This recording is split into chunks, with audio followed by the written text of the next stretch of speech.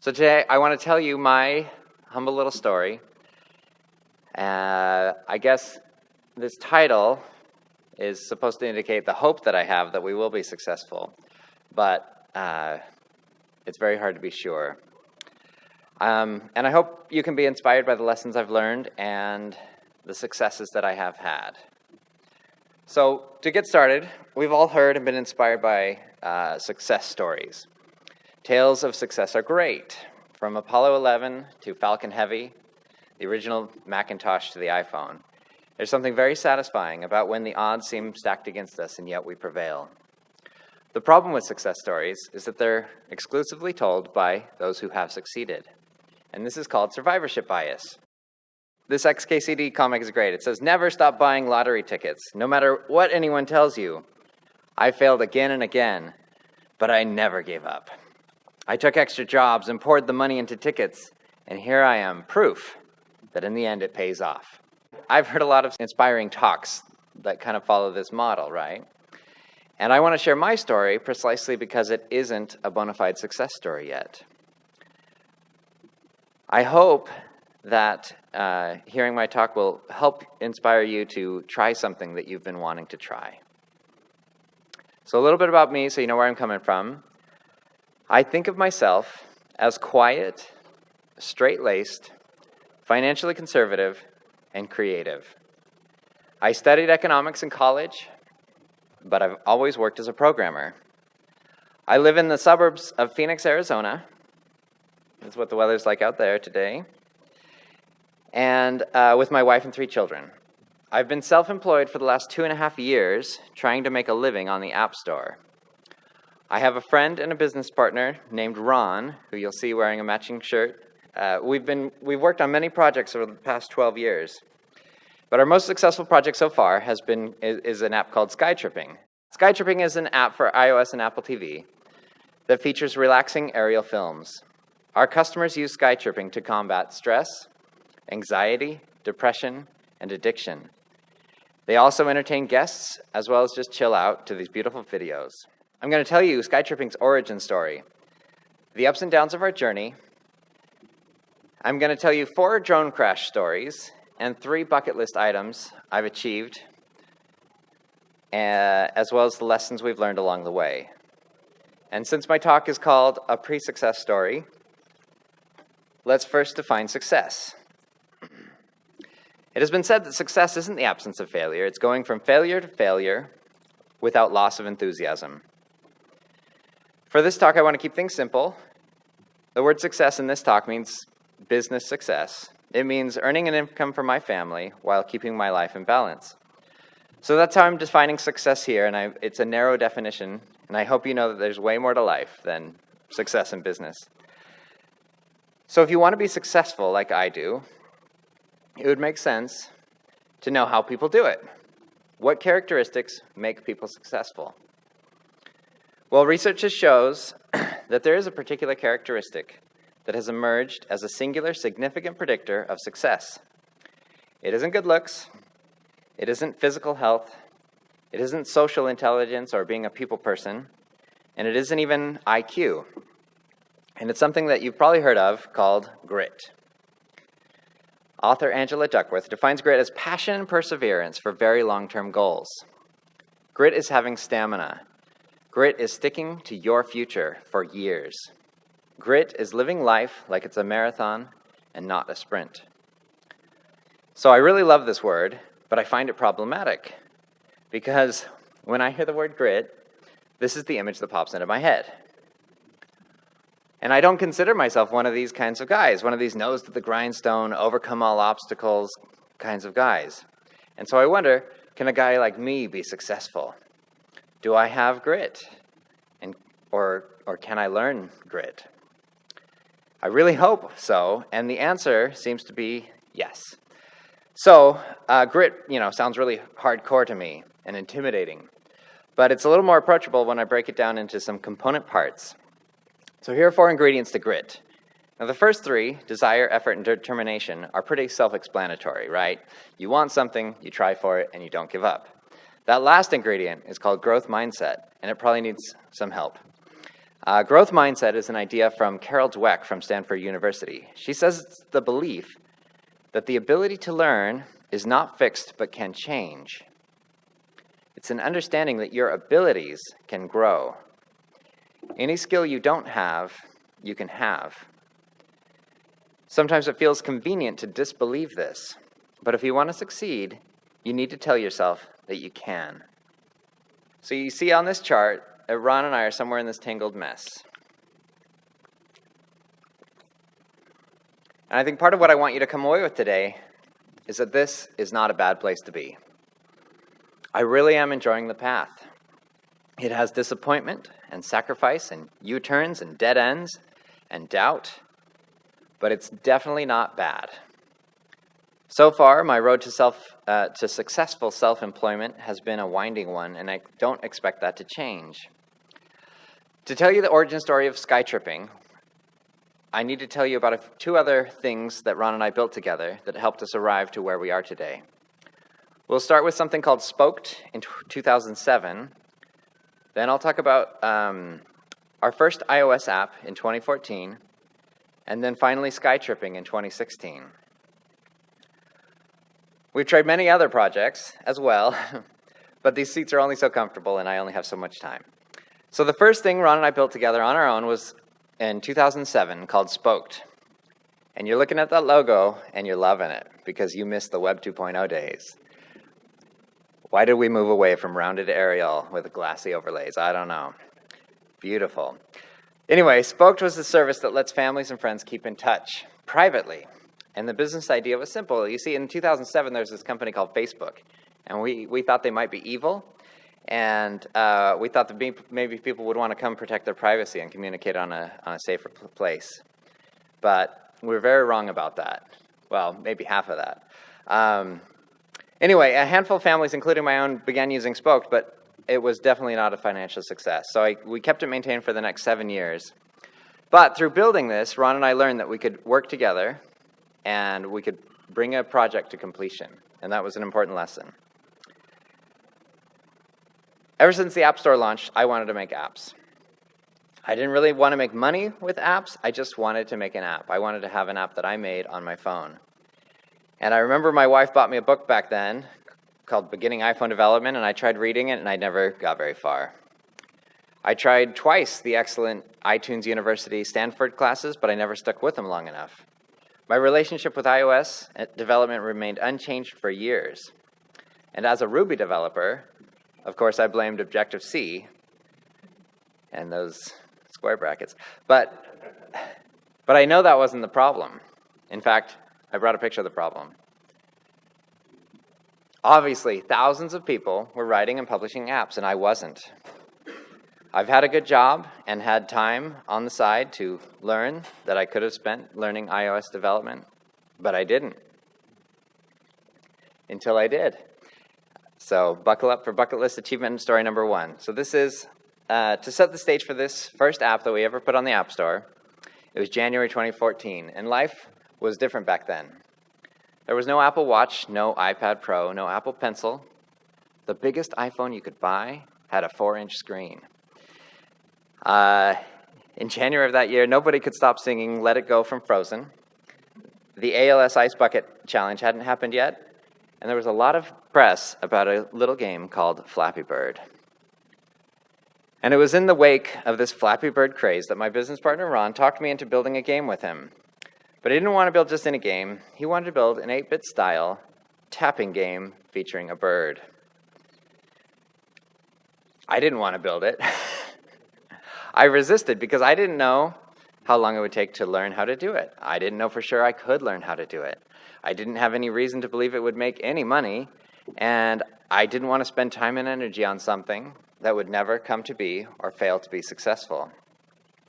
I think I was even afraid of rejection from app review. This wasn't the first time Ron has come to me with an idea that I resisted, but this time something was different. I think I recognized the concerns I had as fears. And I was able to weigh them out with my desires. I knew I wanted an app, and I knew Ron would provide the artwork, the concept, and the push that would help me make progress. So I agreed to give it a try. I didn't quit my job. I didn't announce to the world that I was changing my life, I just decided to give iOS development another try. So it was called BirdTurd, and I was still too afraid to learn Objective-C. So for my fourth foray into iOS development, I decided to try something called Ruby Motion.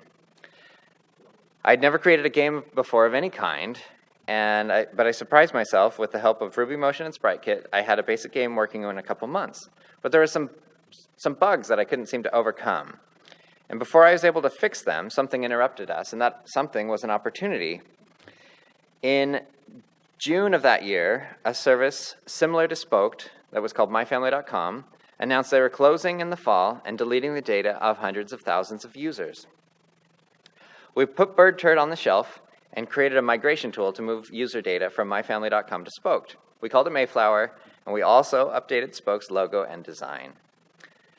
Migrating this data was messy work. Who here has done screen scraping before?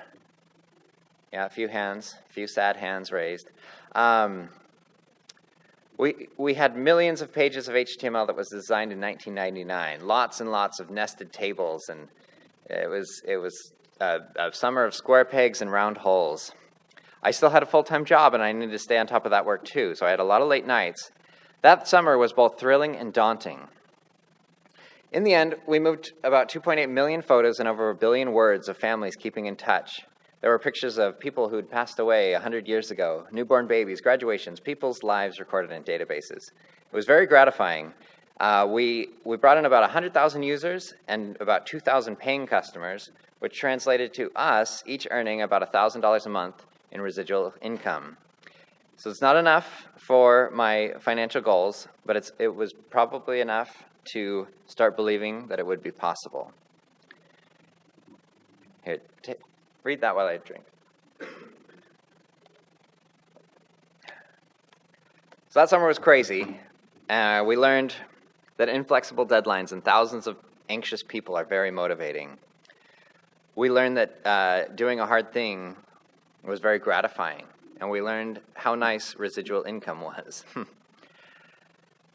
That summer of craziness kicked up a bunch of dust, and it took a while for things to settle down. But the next year, in the fall of 2015, I decided to get back to work on BirdTurd, and this time I ported it to Swift.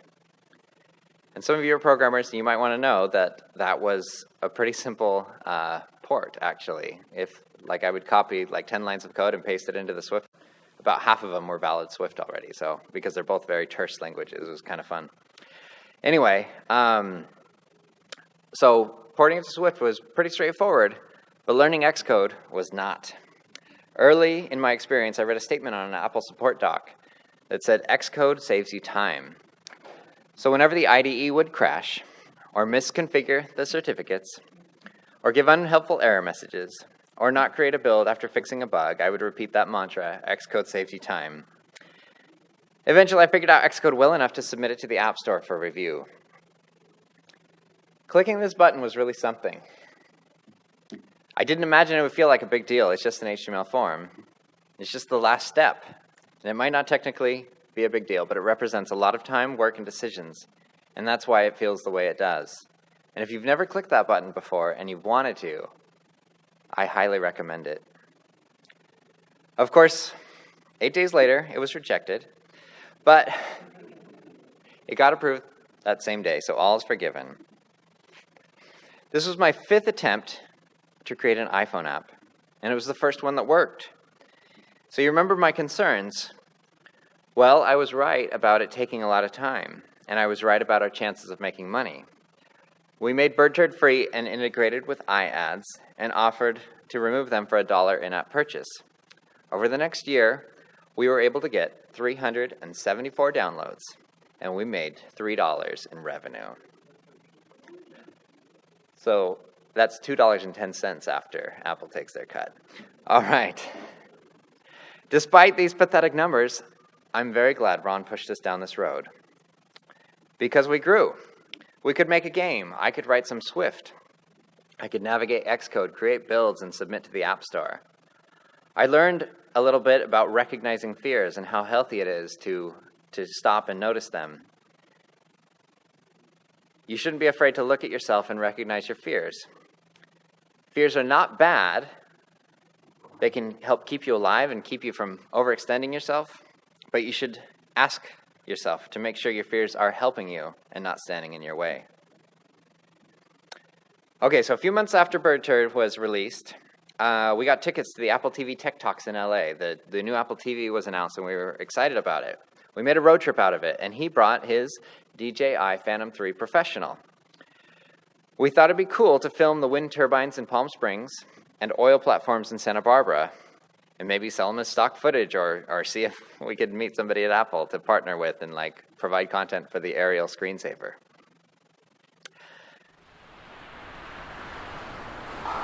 The night before the Tech Talk started, we were both very tired in a hotel room in LA. So we put on some ocean sounds while we watched this film in reverse, and there seemed to be some magic in it.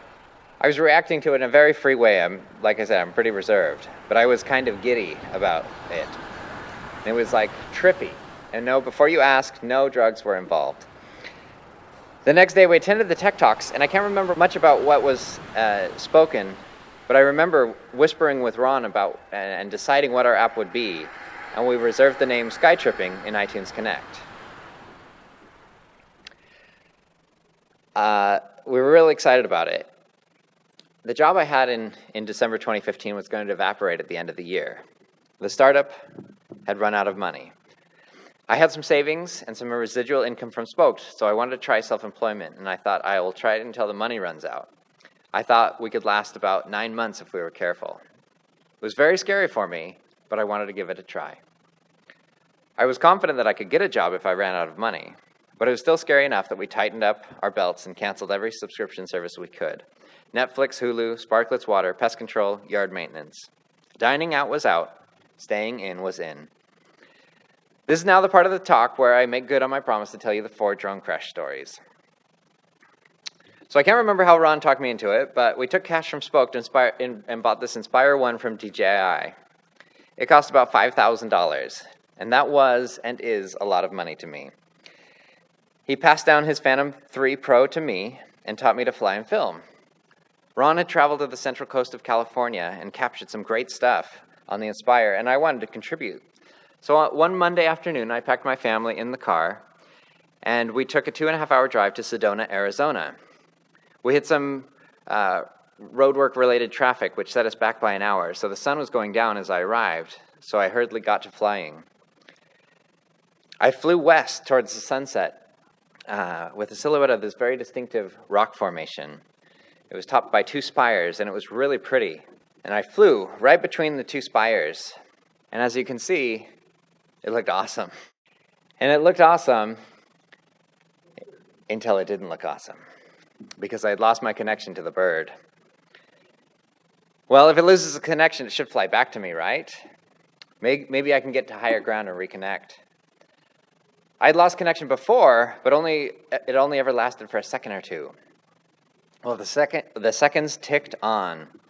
I climbed 10 or 15 feet up the incline to my east, but I had a black screen. A man was nearby, photographing the sunset and smoking a cigarette. He calmly asks, "Did you lose a drone up there?" It totally caught me off guard, but it was great. His name was Dex. He's a professional photographer. He lives in Sedona. He tells me that rock structure is called Cathedral Rock, and he thought we could probably recover the drone. He told me it was getting dark, the hike wouldn't be easy, there may be ice, and the shoes I had on were no good, but we could probably make it. Remember, this is at the end of my very first month of self-unemployment. The drone represented an investment of a little over $1,000. And I'm telling you this story, and I'm going to tell it in long form, because I find it emblematic of me trying to be self-employed. There were no other people around where Dex and I were. The chances of us meeting and him being willing to help me filled me with hope. I told my wife to take the kids to dinner while Dex and I went to recover the drone. As Dex and I arrived at the trailhead, he asks me my shoe size. I answer, and he shakes his head and smiles. He had an extra pair of hiking boots that he bought yesterday at the Goodwill. Everything was coming up Millhouse. So my wife is an actor and a film critic and a writer. And by the way, you should totally check out our podcast called Family Movie Night. Anyway, she taught me about this narrative device called the hero's journey. Many movies and stories use the hero's journey to tell a story, and this story of the drone recovery is no exception. So if you're not familiar with this, movies like Star Wars, The Matrix, The Lord of the Rings, The Hunger Games, they all follow these kinds of elements. So I'm going to walk you through it really quick, and then we'll get to the story. So first, we're introduced to the protagonist's world, ordinary world.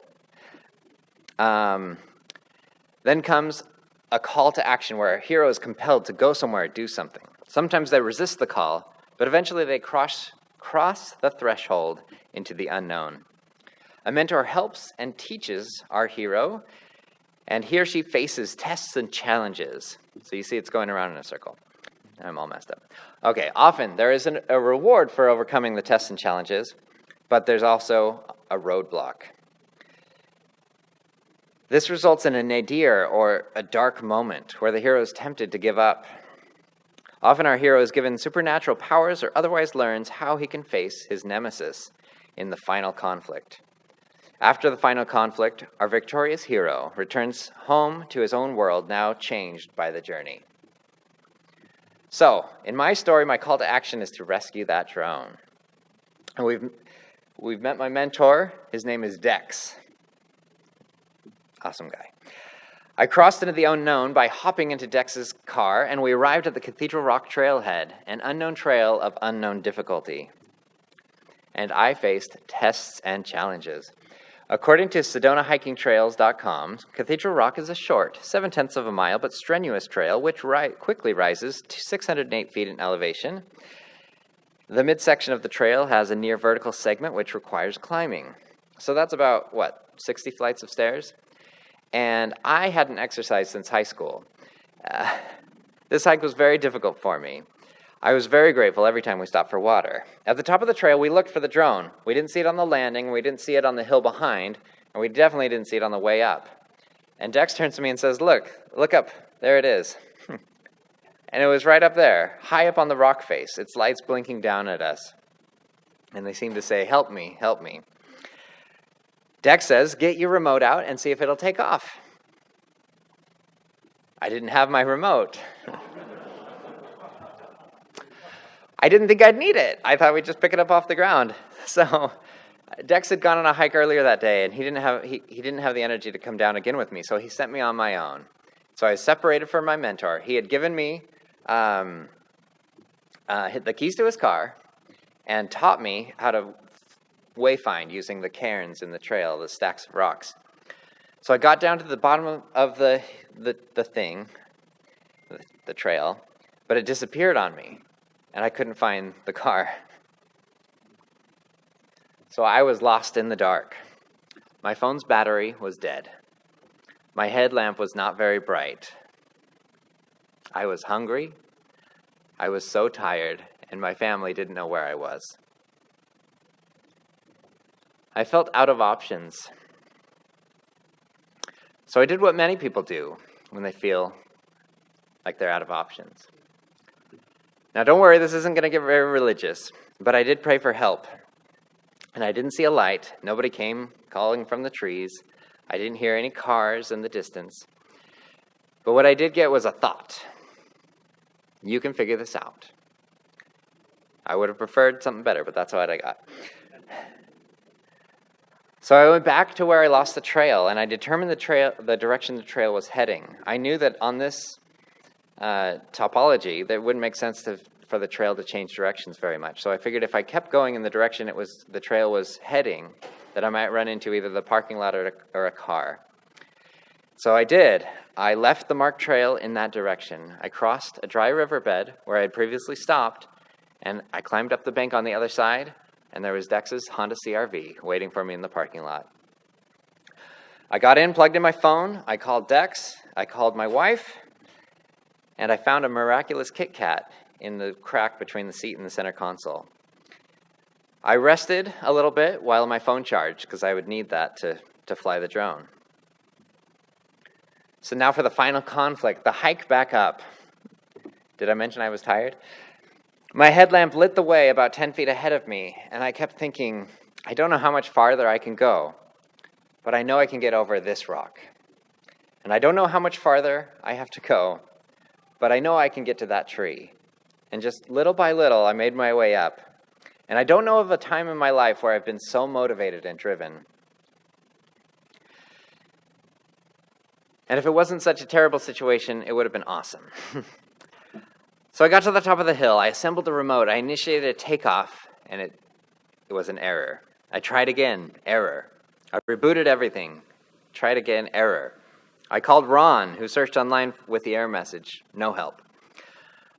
I could do nothing but continue to try. The battery that was once at 20% was now at 1%. The red and green lights blinked on and off for another minute, and then they stopped blinking. The drone was dead, stranded on a rock, 100 feet above us, in sight and out of reach. I returned home. I was not victorious in my quest. I had failed. Dex went up the next day and saw the drone was on its back, immobilized like a turtle. He went back the following day to try to knock it down with a slingshot. Didn't work. The next day after that, he went up again and it was gone. And I never found out what happened to it. I thought I would have recovered it. That's how the story seemed like it was supposed to end. But it didn't end that way. And it sucked. The hero's journey is a cycle where the hero returns changed inside and lives in a new normal. So my new normal is that I learned that I could fail in a spectacular fashion and that life goes on. I learned that there are kind strangers in the world like Dex. I learned that Ron would react to this kind of failure with understanding and forgiveness. I learned that I could do this physically difficult thing and it didn't kill me. I learned there was something deeper and stronger in myself than I knew about. Now, if you have a drone, I don't recommend crashing it just so you can learn some lessons about yourself. But I do recommend looking for lessons during life's difficult moments. So what's next? Well, I'd taken myself off the film crew. I started working on the Skychirping tvOS app. Ron had designed the app layout and created XML templates, and now I needed to write some Swift and JavaScript to make it all work. It took a few months, but we released Skychirping to the App Store. When Skychirping was first released, we charged $2.99 for the download, and you got a volume of films to watch forever, and we also had a subscription that you could choose to pay for if you wanted to unlock the whole library. We then set out to contact lots of people in the press, and we also contacted the App Store promotions team. This was also difficult for me, reaching out to the Apple press. I would investigate these journalists, try to understand their beat, learn about them, find an article that they've written something about something similar to what we had. I wore myself out stalking these people, but nobody replied to my messages. It was all too much for me. I even resorted to an automated outreach system. Loaded up with some email addresses, hit go. It didn't really seem right, but it didn't do any good either. We tried advertising, search ads, display ads. Nothing did any good. Everything was terrible. But doing this painful work and pleading into the silent email void led me to ask myself some very good questions. Questions we should have been asking months ago, but brushed aside because we were too excited to get to work. Real business 101 stuff, like why would somebody use our app? What problem do we solve for the customer? How big is our target market? How can we track which marketing efforts are working? In the paltry data we did see a high conversion rate from our product page, and so that encouraged us and we kept going. So for the first question of why would someone use our product? Well, we liked our videos, and we found them relaxing, and we wondered if there was something more to it than that. So I found myself researching the benefits of nature on humans, and I found a lot of stuff. Things like exposure to photographs and films of nature, even in short doses, sharpens our recall. Nature deprivation has been linked to large-scale public health problems such as obesity, depression, and nearsightedness. The restorative effects of nature can help improve our mental and physical health. So I compiled my research into a big blog post, and then we redesigned our messaging and website to reflect this change. The other question about market size and measuring market effectiveness, one big problem we had was that skychirping.com, our website, could not track conversions or drive sales because there is no way to buy a tvOS app in a web browser. So we literally had this animated GIF on our website showing users how to search the App Store for Skychirping. and that is not good. In order to make our films more available to people, track our marketing efforts, and make installation easier, I made my first non-Sprite Kit app. My first commit on this app was on May 3rd, and the app was ready for sale on May 9th. It was a very productive week. There are ups and downs on this path, and this week was definitely an up. We got it into the App Store. Now we could drive sales from our website, and anyone with an iPhone or iPad could install it. The next thing I did was send another email to the App Store promotions team. And I think I'm running long, but I'll put it up there, and then you can look at it later. But I emphasized the effects of nature on humans. And what happened next will shock you. Actually, when you think of money falling from the sky, you probably think that's a good thing. Remember that $5,000 drone Ron convinced me to buy? Well, I think you know where this is going. This story isn't a long one, but one of us was flying over a forest in the Rocky Mountains, and the battery was getting low. The battery's at 1% when Ron brought it back to the patch of asphalt where we were. The drone was descending. It was about 50 feet off the ground when the air suddenly became silent. The buzzing hive of bees was replaced with tranquility, and its final descent was still and graceful, until it smashed into the pavement, breaking the camera and legs. It was shocking to us, and it made us feel a little sick. We were both living near the edge financially, but there was no chance of recovery. This drone was lost. But what struck me most was how quickly we accepted this crash. The copter was lost, it was over, now what? Ron was upset with himself, but he knew that having a woulda, coulda, shoulda attitude would not be productive. We made a conscious effort and explicit effort to accept this crash for what it was and move on. We had no drones, we had made no money, so we couldn't exactly justify buying another one. We decided to instead focus on our assets and our opportunities. We had an app for iOS and Apple TV. We had several hours of content published. We could redouble our marketing efforts, chase down leads. Perhaps producing more content was just a red herring, and crashing this drone might have been just what we needed. So we resolved to double down on marketing. We drove down out of the mountains, had a nice dinner, and planned our next moves. A couple weeks later, out of the blue, I received this screenshot from Ron. Just as unexpectedly as crashing a drone, sky tripping was featured on the iOS and Apple TV app stores, right at the top of the new apps we love category. I guess that email message I sent got noticed. Seeing my app on the front of the page of the app store was absolutely unreal. We had about $5,000 of sales in a few days, and that was almost enough to break even. We saw articles from iLounge, Tools and Toys, the Daily App, and even the LA Times. It was a very, very fun week. Day by day, we moved down that list until we fell off the end. We were encouraged by the income and the positive feedback, so in November, we set out to capture more footage. Now, there are a lot of expenses associated with generating new content, besides drone crashes. You have to get somewhere, flying maybe, rent a car, Airbnbs, and usually the Airbnbs and motels aren't where you want to be because you want to be filming in the middle of nowhere. So Ron built a cabinet in the back of his truck and put a mattress on top under the shell. We call it the adventure truck. We couldn't yet justify another $5,000 drone, so we bought a used Phantom 3 Professional for about $750. We traveled around the Four Corners area and filmed. How many of you have a business partner out there? How many of you have shared a bed with your business partner? All right, wow, more hands than I expected. I can tell you that for me, this was not a comfortable situation, but I adapted. So we traveled around and shot for 5 days. One morning, the wind started blowing hard mid-flight, and bringing back the bird just sapped all the power from the battery. Ron was flying it towards me, about 20 feet off the ground, and I was running towards it, hoping to reach it so I could give it a safe landing. I didn't reach it. It fell like 100 feet in front of me. We had planned to spend a few more days on the road, but this ended our trip early. We'd gotten some good footage before the crash, but once again, we had 0 drones, so we had no choice but to return to the hard work of selling. Now that we weren't featured in the App Store, our sales numbers were dropping off very quickly. We tried to find ways to ride the wave of the App Store had given us, but nothing seemed to work. In December, we decided that something needed to be done. We decided to make the app a free download and only have the subscription be our income. And it worked. Something we did actually worked. Our download numbers went way up, and more people tried skytripping and became subscribers. This was good, and you can see that in the summer 2017, the growth plateaued. We needed something more.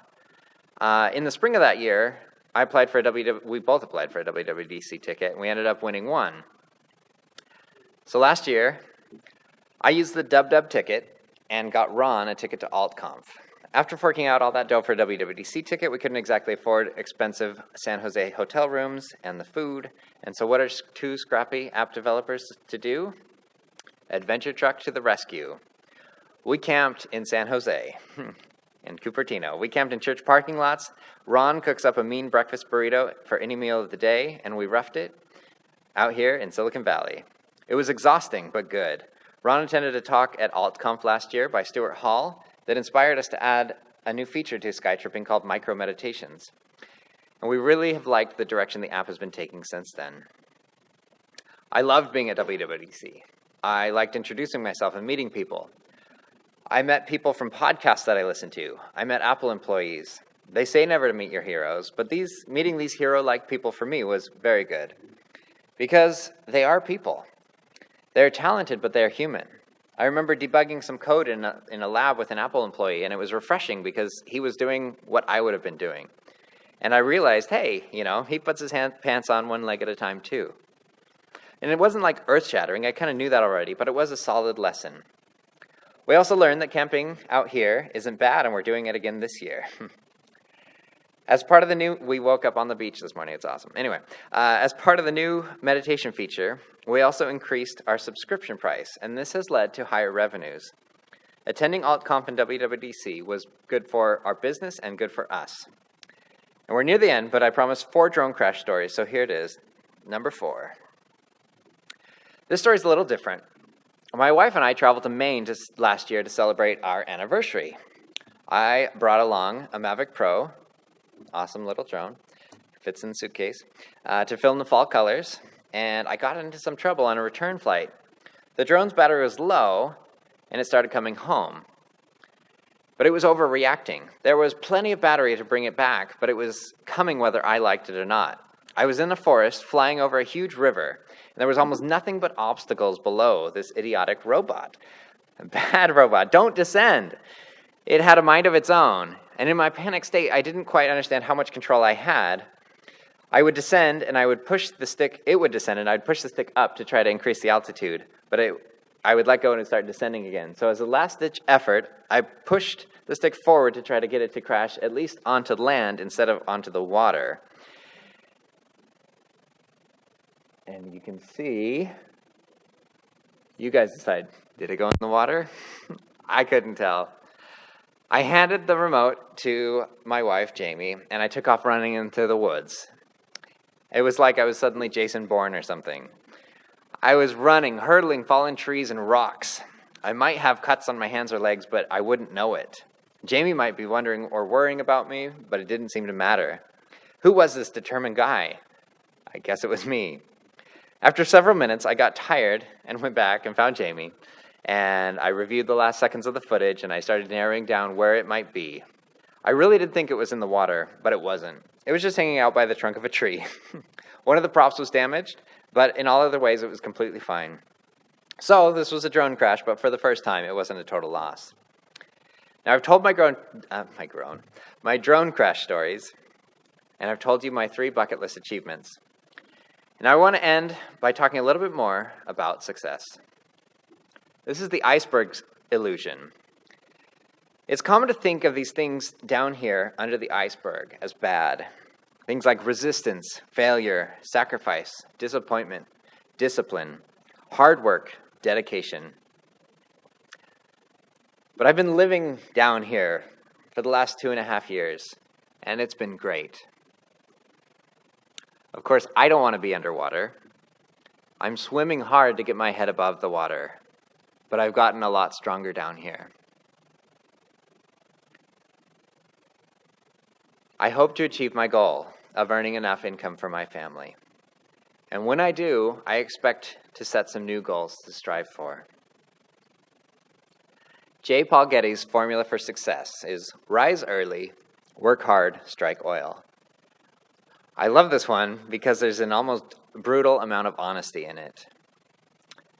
You have control over steps 1 and 2, but step 3 is totally not up to you. I've compressed the highest highs and the lowest lows of these last 2.5 years into these 45 minutes. But there were long stretches of, ho-hum days of just getting work done, routine software updates, and customer support. We struck oil once by getting featured on the App Store, and since then we've been repeating steps 1 and 2, hoping to strike oil again. All told, the last 2.5 years of my life have been excellent. I've never been poorer in income, but I feel richer than ever in skills, opportunity, and confidence. If you are on the fence about starting something scary, I say do it. If what you try doesn't work, try it again, or try something else. You can learn, you can grow, you can adapt. You can because you're human, and you are amazing. Thank you.